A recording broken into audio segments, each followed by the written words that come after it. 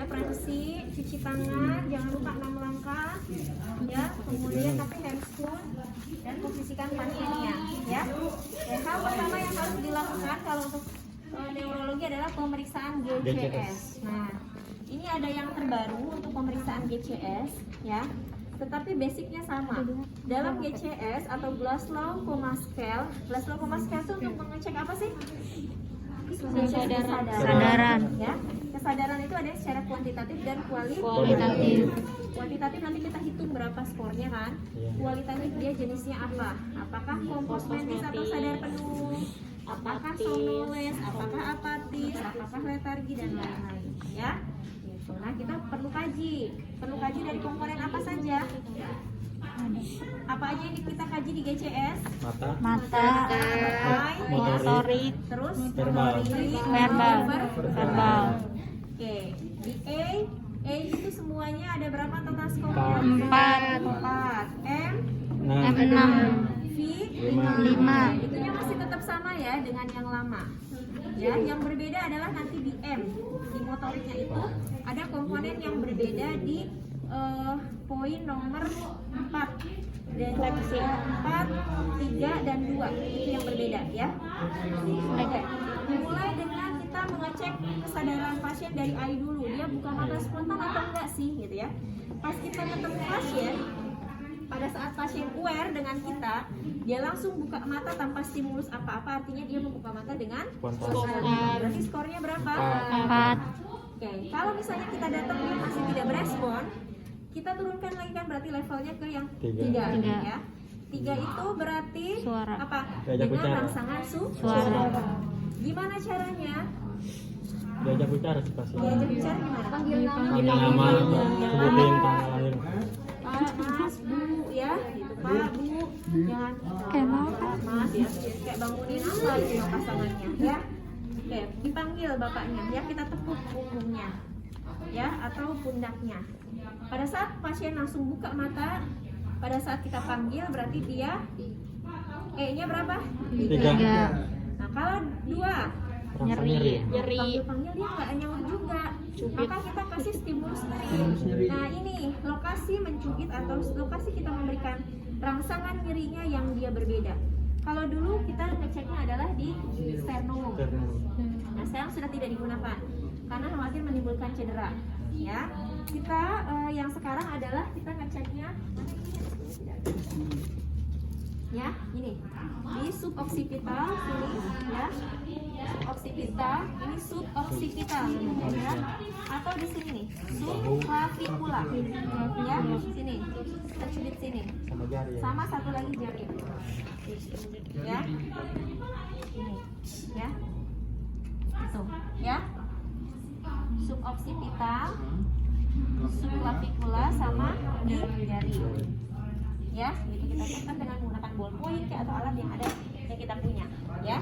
Pada saat misalnya di stimulus nyeri dia bangun buka mata, berarti dia responnya kayaknya adalah 2. Kalau 1 Tidak ada. tidak ada respon, Tidak ada. dengan suara nggak nyaut, dengan nyeri juga sama ya, diem ya, berarti dia 1. itu I-nya ya. Kemudian kita ke Motorik. apa? Motorik. Boleh. Motorik itu nanti bedakan dengan mengecek kekuatan otot, karena kemarin juga masih suka ada yang ketukar. Kalau kekuatan otot kan pasiennya apa namanya, kita kasih tahanan, angkat kita kasih tahanan, tapi dalam GCS tidak ya.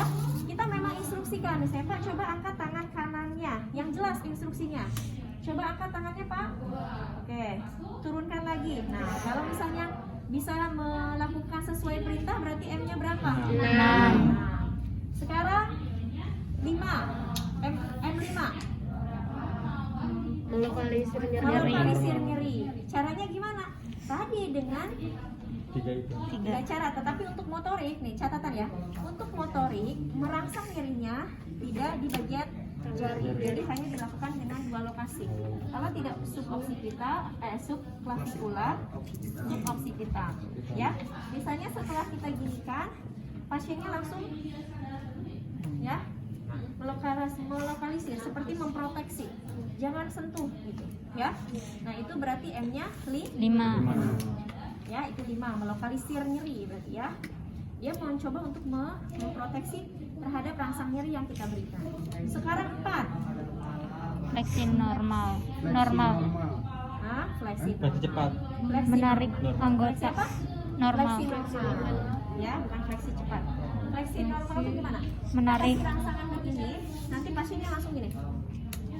Ya, langsung ke daerah yang Yang kita kita pegang. Anggota yang pegang. dirangsang. Tapi nyampe cepet ya, fleksi normal gitu ya. Kalau tadi kan melokalisir, menghindarkan gitu ya, gimana caranya jangan menyentuh saya.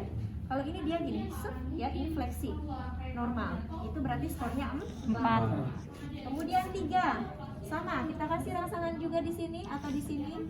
Nah, ini adalah fleksi Abnormal.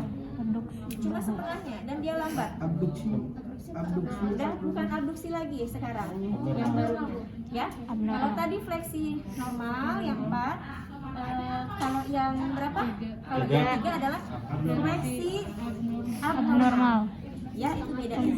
Jadi dia lebih lambat dan tidak nyampe ke area stimulus. Makanya kita sebut dengan fleksi abnormal. Tahu bedanya sekarang?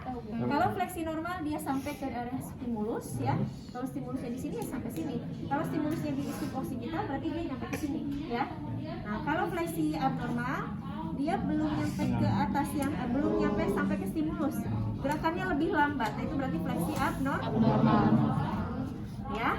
Oke, sekarang kalau 2 ekstensi saja ya. Nah, kalau ekstensi bagaimana? Ya, ekstensi saja. Ya. Kalau yang sekarang ekstensi saja, ya. Ya. Ekstensinya bagaimana? Pas kita kasih stimulus ini, pasiennya akan begini. Keluar tubuh. Ya, biasanya pada pasien-pasien yang koma, ya semi koma. Tapi cuma sampai sini dong ya, Be? Gini, kan tadi mah Gerak fleksi, dong. ekstensi. Keluar tubuh. Kalau tadi ke dalam tubuh. Mengarah ke Fleksi, stimulus, ekstensi. kalau ini justru gerakannya gini.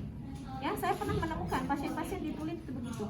Ya, terutama pasien cedera kepala yang mengalami penurunan kesadaran, pasien stroke hemoragik yang mengalami penurunan kesadaran yang dengan levelnya di bawah 8, itu pas kita rangsang nyeri, ini dia. Gitu. Ya, itu namanya ekstensi. Oke? Tadi apa? Berkoordinasi. Kalau 6, kalau 5 apa? Gerakan normal. Melokalisir. Melokalisir. Ya, melokalisir. Kemudian kalau 4 Fleksi. Fleksi normal. ya. Kalau 3 Abnormal. gerakannya lebih lambat dan tidak sampai ke daerah yang stimulus. Kemudian kalau 2 adalah ekstensi. Kalau 1 tidak ada Tidak ada. Semuanya kita rangsang menggunakan stimulusnya Nyeri. ya. Oke. Kalau tadi di awalnya misalnya dia pada saat kita perintah dia nggak mampu melakukan itu ya. Kemudian V, verbalnya. Verbal berapa? 5. Semuanya total 5 yang normal ya. Oke, kalau 5 berarti Pak coba sebutkan namanya siapa? Oke, Muhammad Suryadi. Hari ini hari apa, Pak? Hari Kamis. Kamis. Sekarang lagi di mana, Bapak? Di rumah sakit.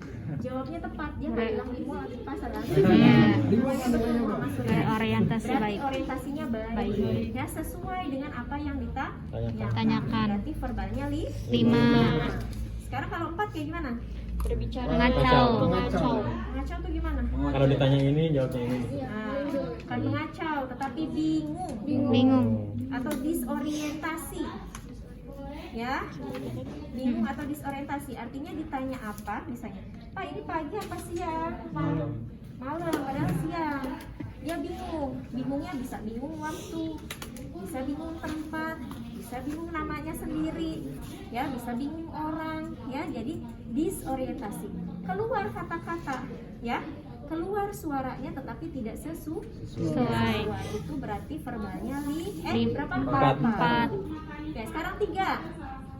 Kata-kata tidak. Ya, jadi dia ngomong tapi nggak ada maknanya. Jadi hanya ada suara saja, tetapi wordnya nggak ada. Kata-katanya kita nggak ngerti dia ngomong apa, nggak jelas. Ya, dia mungkin ngegerunduk sendiri aja, gitu ya. Itu berarti Berapa tadi? 3. Kalau 2, Suara tidak jelas. suara tidak jelas atau hanya menggeram. Hmm. Menggeram. Pas di coba sebutkan namanya. Ya, itu kan suaranya nggak jelas, kata-katanya juga nggak ada. Bisa ngebedainnya? Lihat levelnya ya. Nah, tetap ya semuanya tadi pakai pertanyaan sederhana, namanya siapa.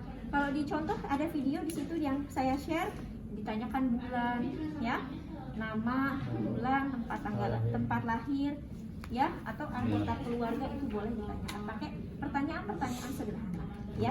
Oke, GCS clear? Clear. Oke, sekarang kalau saya membuka mata dengan rangsangan suara. Ini rangsangan suara. Pak, bangun dia. Nanti E-nya berapa? 3. Sekarang motornya. Pak, coba angkat tangannya. Dia nggak mampu. Nah, ini kita kasih stimulus nyeri itu, ya. Pas dikasih stimulus nyeri, dia melakukan ekstensi. 2.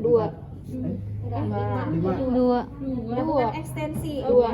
Ya, berarti udah berapa tuh? 5. Udah 5. Sekarang verbalnya. Pas Pak ditanya namanya siapa, dia nggak jawab, dia jawabnya hanya ngoceh-ngoceh tapi tanpa ada maknanya. 3. Jadi berapa totalnya? 8. Nah, kalau 8 berarti apa tuh biasanya kalau secara kualitatifnya? Kan levelnya tuh kan dari sadar penuh, ya 15 kan totalnya. Terus nanti ke bawahnya lagi ada apa? Apatis, delirium, kemudian apa lagi?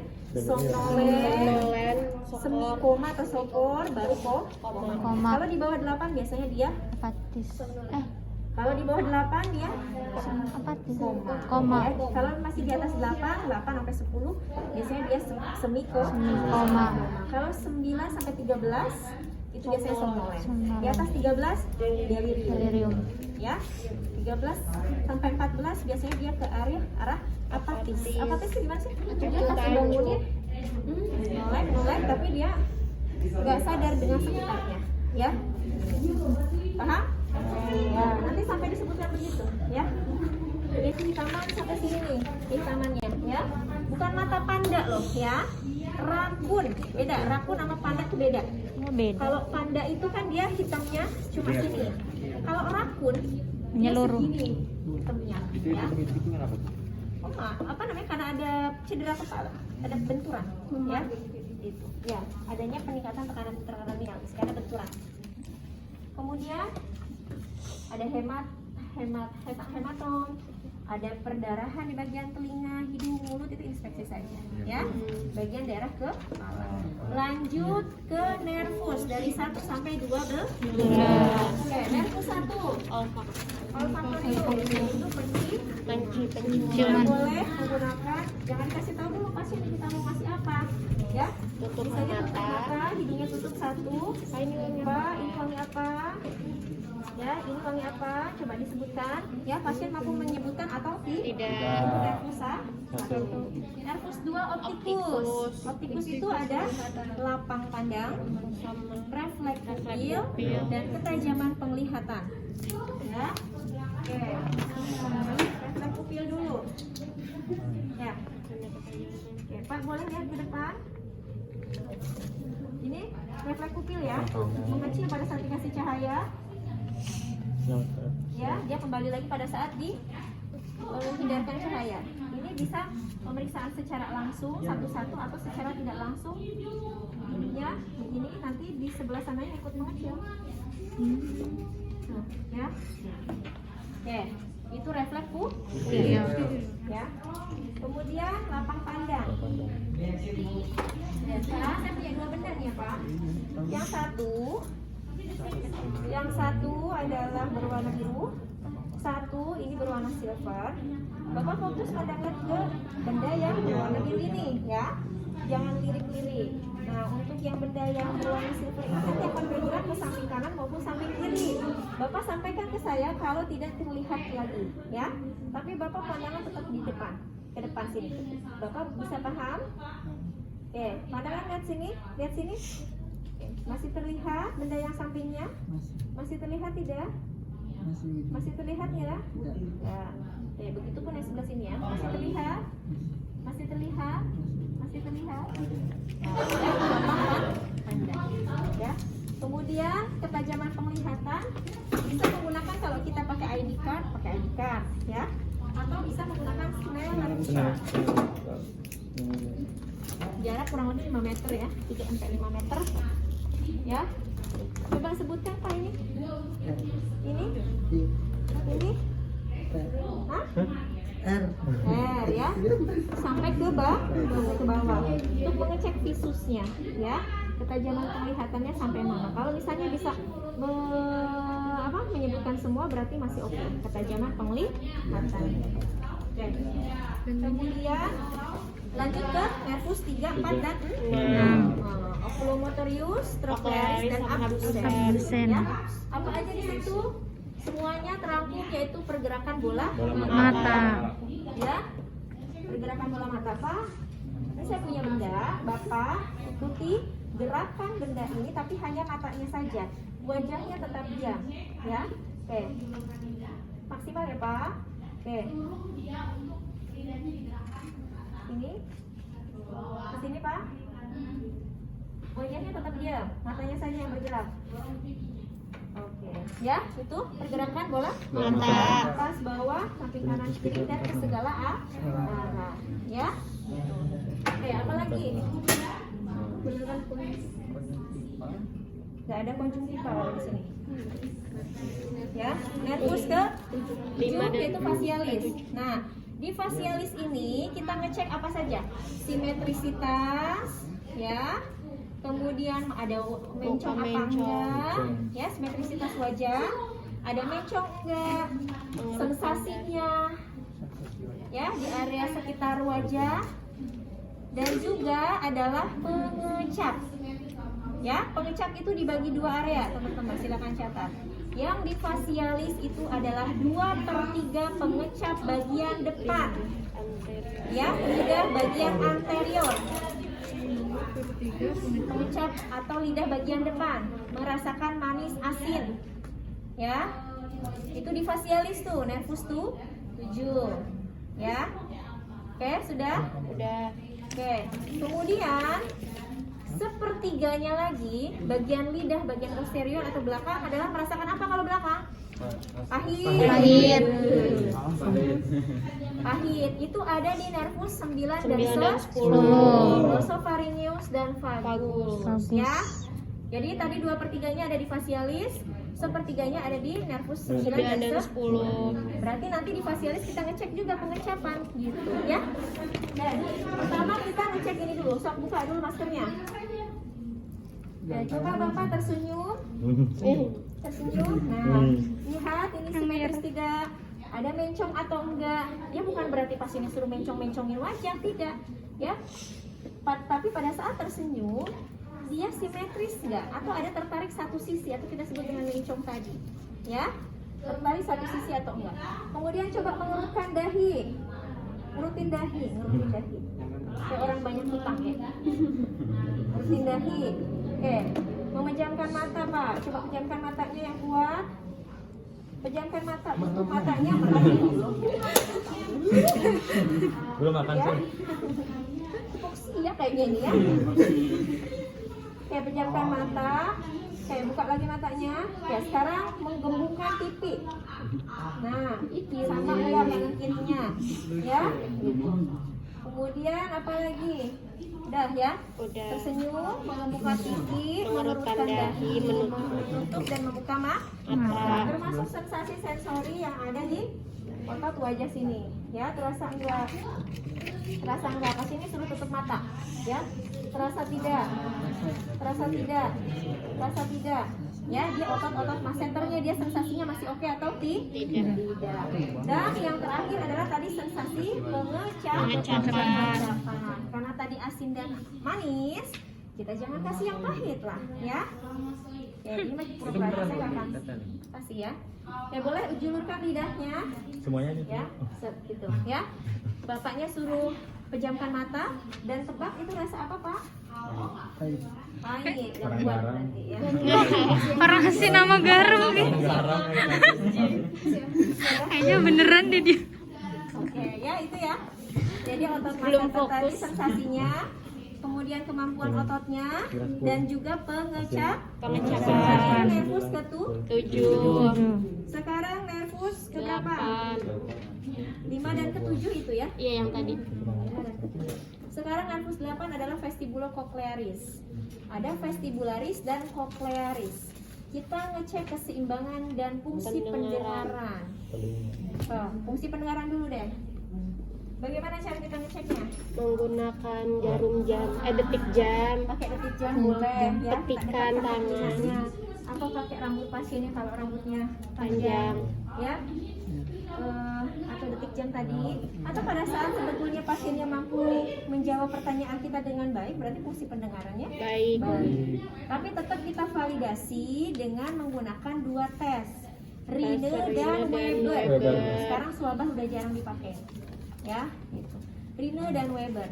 Rine Garpu tahu. pakai garpu talang. Di Katakan belakang. ke depan. Gimana caranya? Di belakang Di telinga. sini atau pakai ini?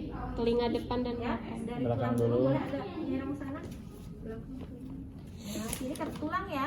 Ada tulang kan sini, tulang Ada mastoid. yang Kedengeran? Kedengar. Kedengeran? Masih terdengar? Nah, misalnya sudah enggak,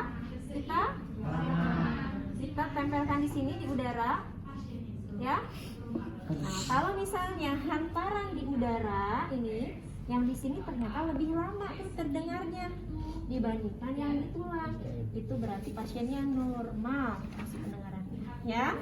Tapi kalau misalnya yang di bagian telinganya itu lebih lama kedengerannya, getarannya terasanya dibandingkan hantaran udara, ya, berarti itu ada tuli, ya, ada tuli konduktif atau tuli sensori. Apa bedanya? Tuli konduktif itu terjadi pada telinga yang sehat, ya. Kalau tuli sensori itu terjadi pada telinga yang Sakit. Telinga sehat sakit tuh kayak gimana sih maksudnya? Misalnya pasiennya ada di sebelah kiri, ya, otitis media di sebelah kiri. Kita ngecek sebelah kanan. Ternyata yang gangguan sebelah kanan. Berarti dia di telinga yang sehat kan? Berarti itu terjadi pada tuli sensori. Tapi kalau terjadi misalnya terjadinya gangguan di bagian telinga kiri yang bermasalah, berarti itu tuli konduktif karena dia daerah telinga yang bermasalah. Ya. Oke, sekarang Weber. di depan mata. Ya, tanyakan getarannya terasa apa enggak, walaupun cuma tipis banget ya. Nah, ada ya? Antara kanan sama kirinya terasa apa Tidak. ya? Kalau getarannya sama terasa vibrasinya berarti itu normal ya. Oke, Rino sudah, Weber sudah. Sekarang kita ke tes keseimbangan. Tes keseimbangan adalah ada Hidung sama pas pointing, betul, nose and finger gitu, dan ini apa? Lutut. Lutut, tumit ya. Nah, Tumit. ini dulu. Pak, Bapak coba jarinya tempel ke hidung, terus nanti tempel ke jari saya. Yang ini. Ya. Sambil merem nggak Bu? Sambil merem. Ya. So, tempel lagi. Ya. Tempel lagi ke hidung. Tempel lagi ke jari saya. Oke. Tempel lagi ke hidung. Nah, ya. Nah, biasanya nanti ininya ritmenya dari lambat ke cepet.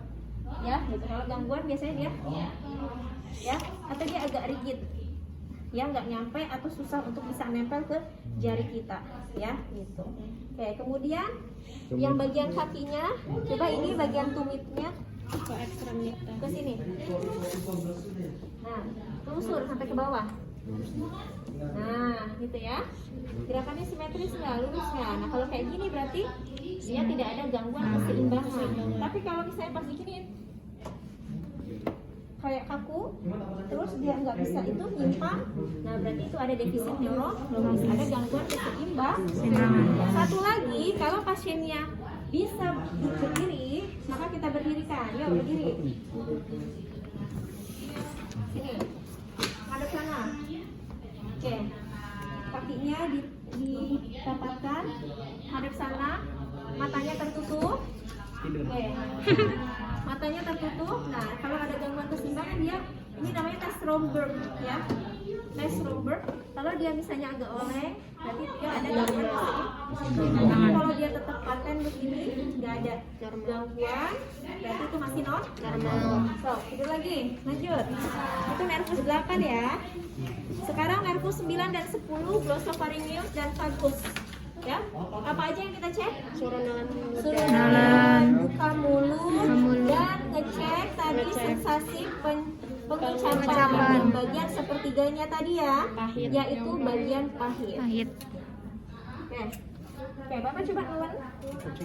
Kita lihat gerakan dia menelan, lurus enggak, ada keterbatasan enggak, ada yang tersedak enggak, misalnya pas nelan langsung. Ya, atau mau dimuntahkan kayak aspirasi berarti dia ada gangguan tapi kalau dia lancar, lurus, nggak ada masalah, berarti dia tidak ada gangguan menelan. Bisa juga pasiennya kita kasih minum air putih. Pak coba minum, pas gluk, nah lurus nggak dia gerakannya, lancar nggak? Ya, seperti ini. Oke, apa lagi? Nervus 11. Ya, bapaknya suruh buka mulut. Coba. Buka maskernya. Lurusin ininya. Lidahnya. Lagi sakit. Oke. Ya. Nah, bisa nggak buka mulutnya, rahangnya, mampu nggak ya? Dan biasanya uvula, ada uvula yang tekak di tengah-tengah itu tuh. Yang ngegantung, nah dia posisi berada di tengah nggak pada saat dia gitu ya, buka mulut itu. Kalau dia agak deviasi berarti ada kelumpuhan tuh biasanya ya. Kemudian tadi ya pengecap juga ya, yang bagian pahit ya, itu di nervus 9 dan 10. Sekarang nervus 11 adalah aksesorius. Boleh Pak sambil duduk Pak. Di Bahu. dan juga leher ya. Oke. Leher. Oke, saya kasih tahanan, Bapak kasih tahanan balik. Tahanan balik ke saya. Oke. Oke, satu lagi. Kasih tahanan balik. Nah. Ya, kuat enggak? Sekarang saya kasih tahanan, Bapak angkat bahunya. Angkat bahunya. Nah, kuat enggak ya? Ini otot trapezius namanya. Ini otot sternocleidomastoideus. Sterno. Ada di video ya. Ada di video, udah pernah dibuatkan kan? Iya. Oke. Sternocleidomastoideus. Sudah di-share kan videonya semuanya Kak?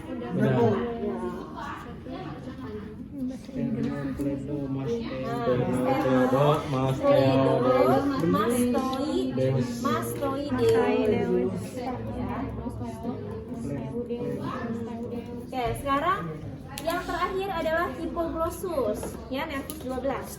Pasiennya coba buka lagi maskernya.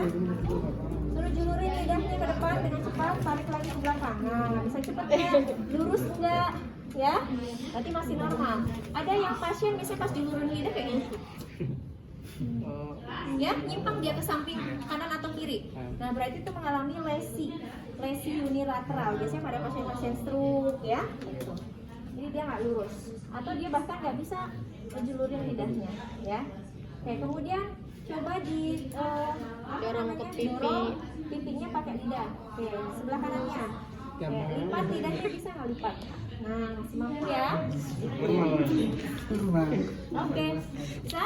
Nervus 1 sampai 12. Bisa. Bismillah. Lanjut Bismillah. ke kemampuan pergerakan.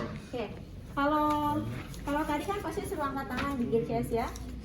Ini kalau kemampuan pergerakan coba tekukan ya, luruskan lagi, jari-jarinya buka, lebarkan, dekatkan.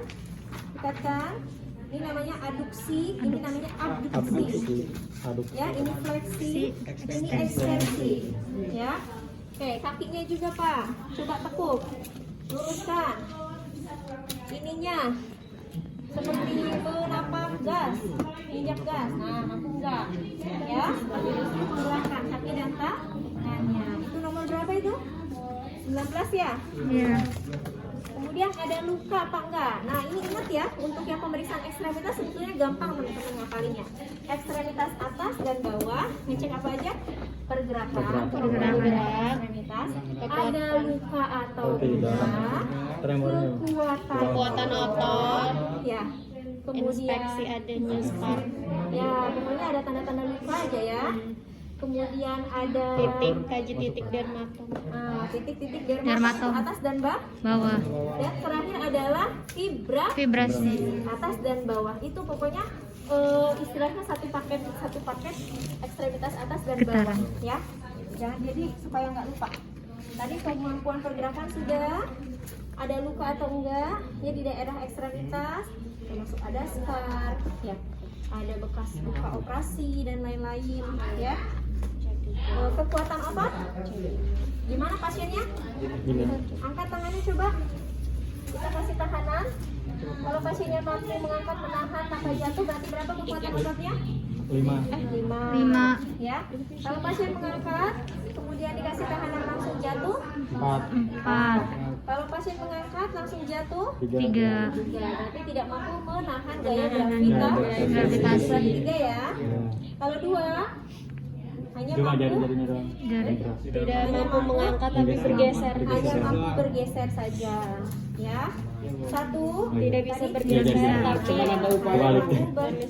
menggerakkan jari-jarinya ya. Jadi tidak mampu mengangkatnya nggak perlu di ini supaya gampang. 5 bisa angkat, bisa tahan tanpa jatuh. 4 bisa angkat, bisa tahan jatuh. 3 bisa angkat langsung jatuh. 2 hanya bisa geser. 1 hanya gerak jari atau kontraktivitas otot. Itu gampang ya. Oke. Kemudian titik dermatomnya ya, dengan monofilamen. Duduk. Ini kita ngecek titik dermatom, tahu nggak? Titik dermatom itu ini biasanya khasnya pada pasien-pasien dengan CMS atau cedera medula spinalis. Karena tadi saya bilang terjepit atau misalnya rusaknya si tulang belakang itu kan tergantung lokasinya. Ya, ada C, ada T, ada L, ada S ya. Ya, kalau bawah kan L sama S ya. Kalau di bagian atas C sama T. C itu adalah cervical. Artinya bagian sini itu adalah mempersarafi daerah cervical dan torakal. Bagian bawah ini mempersarafi lumbal dan juga sakrum. Ya, L itu adalah lumbal, S itu adalah sakrum. Ya, makanya kenapa kita ngecek di sini? Karena sakrum, tulang ekor. Ya, kenapa kita ngecek di sini? Karena ini terhubung si tulang belakang itu. Ya, ini jaraknya gini. Set ya. Jadi kalau dia kena kejepit sarafnya di sini, kita ngecek di sini. Kenapa? Biasanya nggak kerasa nih bagian area ekstremitas atas. Ya, kalau dia daerahnya daerah atas yang cederanya. Tapi kalau daerah lumbal ke bawah, kita ngeceknya kaki. Kenapa? Karena yang lumpuh biasanya bagian pinggang ke bawah. Gitu, ya. Maka kita ngecek bagian kaki. Begitu? Begono? Bisa nyambung nih? Kadang ngambang kunaon. Jadi tonton soalnya videona, ya. Oke. Berapa C berapa nih? 3, C 4, C 5, ini T 2, T 1, C 6, C 7, C 8. Ulang ya. C 2. Lihat sini. Sini. Ke sini, biar tahu semua. Jangan pada duduk aja, sini. C2, C3, C4, T2, T1, C6, C7, C8. Ya, ini apa namanya? Cervical. Ya, mempersarafi cervical. Ya, gitu. Oke, sekarang yang bagian bawah. Satu lagi adalah vibrasi ya. Ya, getaran. Jempolmu. Masa? Nah, ya. Ini juga sama mengecek sensasi dengan getaran vibrasi. Ada getaran katanya? Ada. Ya. Kalau merasakan berarti sensasinya masih Oke. Ya. Sekarang ke ekstremitas bawah.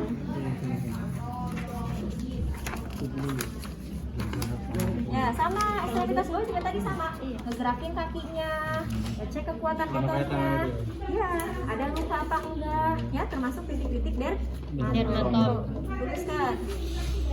Oke, bagian sini apa? L2, L3, L4, kemudian L5 jempol. kemudian L4. S1-nya mana? S1-nya dari tumit ke kelingking, dari Ke sini sini nih. ke sini. Sini. Ya, jadi L2, L3, L4, terus L5. L5, ini L4, kemudian S1, S1. Siswanya ya, S2-nya banyak mana? banget. Di sini ada. S1 ada gitu? Mana? S1 doang. Di belakangnya. Kan itu tampak depan sama belakang. Oh. Berarti nah kalau bagian depan hanya L2, L3, L4, L4, kemudian S1. Ke sini L5, S1 bagian sini. Ya. Kemudian bagian belakangnya coba tinggi apa? Miring. Apa ini? L1, L2, tiga, S4. Nah ini kan sejajar dengan jempol, berarti S4 sini ya. S4, ini S5, S apa bukan S5 berapa? S2, S1, paling sendiri ya. Karena aku udah hafal ya. Kemudian vibrasi juga. Nah, Sama di kaki juga begitu. sama. Pokoknya udah satu paket saya bilang tadi. Ngegerakin tangan kaki, kekuatan otot tangan kaki, mengidentifikasi ada luka di tangan dan kaki, ngecek titik dermatom kaki sama tangan, sama vibrasi tangan dan kaki. Saya udah kasih triknya ya, supaya nggak lupa. Ya, lumayan kan? Ya, oke? Kemudian refleks. Patella. Nah, patella gimana patella? Terbalik soalnya. Nah, patella di sini, Achilles di mana? Sini Bu. Ya, kalau yang di atas? Bicep, Bicep, tricep. Yang di sini apa? Mana Bu? Di sini apa? Itu tricep. Ya, Tricep. di sini bicep dulu berarti ya. ya. Ya, Oh, keren Bu. tricep. Ya, tricep. Kemudian patella. Patella. Di sini nggak bisa ini, nggak bisa duduk. Kita angkat ini. Jadi jangan sampai Jangan dulu ke nampak. bawah Bu. Ya. Tuh. Kemudian ini Achilles. Kalau gastrocnemius yang ini nih. Apa Bu? Gastrocnemius. Gastrocnemius ya. Gastrocnemius. Set ya di bagian fibula. Kemudian yang refleks patologisnya, yang poin terakhir itu biasanya untuk mengecek apakah ada infeksi pada meningen atau tidak, atau pada selaput otak ya. Biasanya pada kasus-kasus meningitis. Oke, yang pertama adalah Babinski. How? Pakai refleks Babinski juga Bu. Iya, Babinski. ya Babinski. Nah, tapi kan dia nggak mekar gitu kan. Seperti ya tidak ekstensi. Ya, kalau bayi normal, tapi kalau pada dewasa abnormal, artinya dia ada infeksi meningen. Oke, itu Babinski. Sekarang kaku kudu. Itu pas ininya. Babinski. Oke, angkat. Jangan diangkat dulu ya. Ini ya. Lagu menempel Raba bagian lehernya kalau kaku seperti papan, itu kaku kuduknya positif. Ya, pada saat mengecek kaku kuduk, lihat kaki. Kalau kasihan. Kalau pada saat kita ngecek kaku kuduk, lihat kakinya.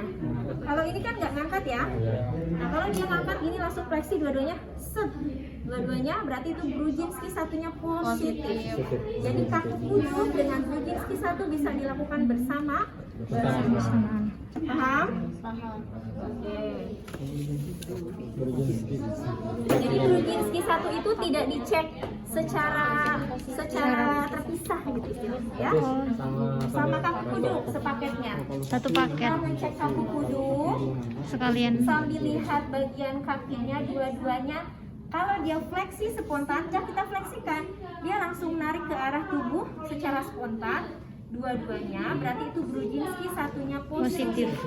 Dia dilakukan bersamaan dengan kaku Kuduk. Sekarang Brudzinski 2. Kita fleksikan ya, satu kaki, yang itunya ikut fleksi juga. spontan. Ya, tapi kalau kita apa-apain yang itu mah yang kita pakai yang sebelahnya, tapi yang ini yang ngikut.